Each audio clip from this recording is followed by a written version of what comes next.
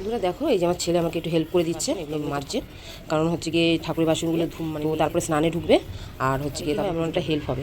ও বাড়ি থাকলে আমার এগুলো করেই থাকে, আমার অনেক কাজই আমাকে মানে হেল্প করে। তো চলো তোমরা দেখতে থাকো ততক্ষণে। Hey guys, welcome to my mother's channel. তো গাইজ, আজকের ইন্ট্রোটা আমি দিলাম আমার মানার। তো গাইজ, আমি মানে আজকে আমার একটা মনের কথা বলতে চাচ্ছি। যে কথাটা হচ্ছে কি এই, যে আমার মাকে একটু সাপোর্ট করবে তোমরা, কারণ কি আমার মা অনেক অনেক কষ্ট করে ভিডিও করার জন্য, মানে রান্না করতে করতে ভিডিও করে। যারা করে আপনারা তো জানেনই যে একটুখানি কষ্ট হয়।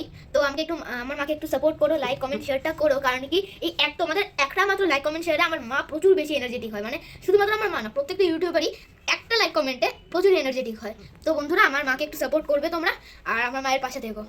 তো গাইস, আজকে আমার ছেলে ইন্ট্রো দিল, তো তোমরা শুনলে ওর মনের কথা তোমাদের সাথে শেয়ার করছি, তো তোমরা দেখতে থাকো। হ্যালো বন্ধুরা, কেমন আছো তোমরা সবাই? আশা করি খুব ভালো আছো, আমিও খুব ভালো আছি। তো আরও একটি নতুন ব্লগে তোমাদের অনেক অনেক স্বাগত।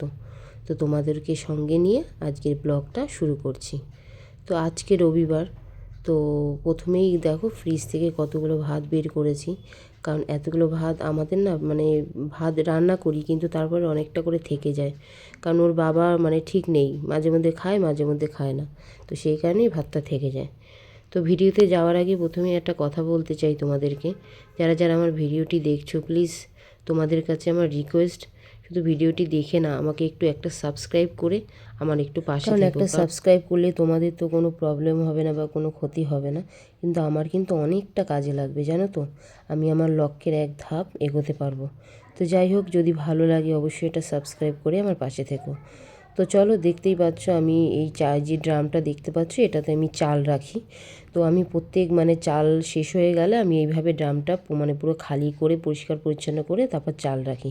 তো সেটাই করছিলাম, চাল শেষ হয়ে গেছে, তো নতুন চাল মানে রাখার আগে আমি ড্রামটা পরিষ্কার করছি।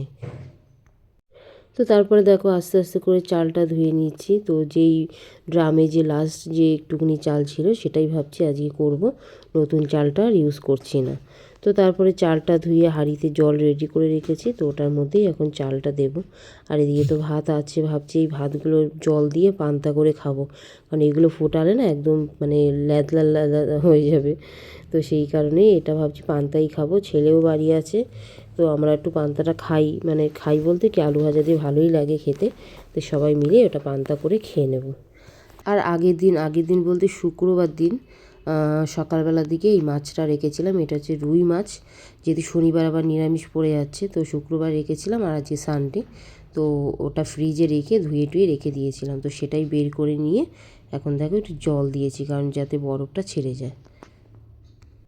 আর এদিকে দেখো আগের দিন অনেকটা পুঁইশাক হয়ে গেছিলো, মানে রান্না করেছিলাম, তো খাওয়ার লোক নেই। খাওয়ার লোক নেই বলতে ওর বাবা যদি খেত উঠে যেত, কিন্তু ওর বাবা খায়নি, তো এতটা বেঁচে গেছিলো।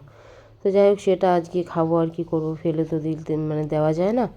তো আর এদিকে দেখো সেই মাছটাকে নুন হলুদ মাখিয়ে রেডি করছি। তো মাছগুলোর মধ্যে অনেকটা বরফ, মানে কি বলবো, যখন নুন হলুদ মাখাচ্ছি আমার না হাত পুরো ঠান্ডা হয়ে গিয়েছিলো। দেখো আমার হাতে কাজ করছে না দেখেই তোমরা বুঝতে পারছো, মানে যেখানে ওটা মাখাচ্ছি তো ওখানেই মাখিয়ে যাচ্ছি। তো তারপরে দেখো মাছটা নুন হলুদ মাখানোর পরে আমি আলু আর ওখানে আছে বিনস, এই দুটো কেটে নিয়ে ধুয়ে নিচ্ছি, কারণ মাছের ঝোলে দেবো।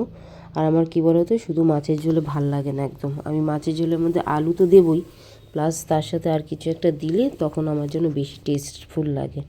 তো সেই কারণে বিনসটা কেটে নিয়েছি, তো ওটাই দেব। তো এরপরে ছেলে এসে দেখো হাতে ফোন ওর থাকবেই, ঠিক আছে, সব সময় ফোন আর ফোন, বাড়ি থাকলেই ওই যে ফোন। তো কী একটা ধরেছিল, তো সেই কারণে হাতটা ধুয়ে নিল। আর আমি এদিকে দেখো তেল গরম হয়ে গেছে, এখন বিনস আর আলুটা দিয়ে দেবো।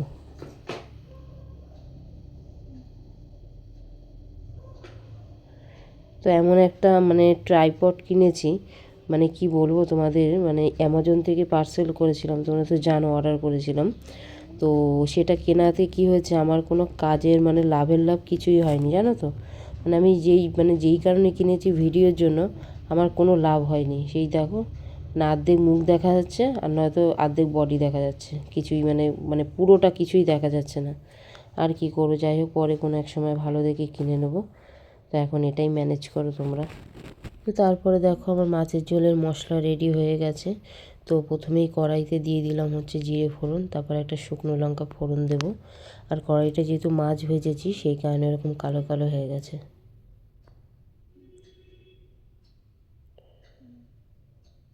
তো এরপরে মশলাটা দেবো, মশলা রেডি হয়ে গেছে।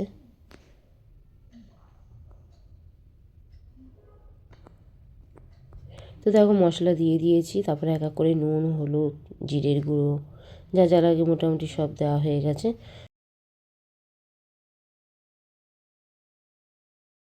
তো তারপরে মশলা টশলা কষিয়ে জল দিয়ে তারপর যখন ফুটে গেছে তো তখন ধনেপাতাটা কেটে দিয়ে দিলাম। মাছের ঝোল বলে কথা, ধনেপাতা থাকবে না এমন কোনো কথা হয়? তো মাছের ঝোল হলে ধনেপাতা দিলে কি বলো তো খুব সুন্দর লাগে মাছের ঝোলটা খেতে। জানি না, আমার তো খুব ভালো লাগে। তো সেই কারণে ধনেপাতা কেটে দিয়ে দিলাম। তো এবার তোমাদের ফাইনাল লুকটা দেখাচ্ছি, চলো। তো এই দেখো ফাইনাল লুক, কেমন লাগছে অবশ্যই জানিও কমেন্টে। তো চলো, দেখা হচ্ছে আবার পরের কোনো ব্লগে। আজকের মতো এখানেই টাটা। যদি ভালো লেগে থাকে অবশ্যই এটা সাবস্ক্রাইব করে আমার পাশে থেকো।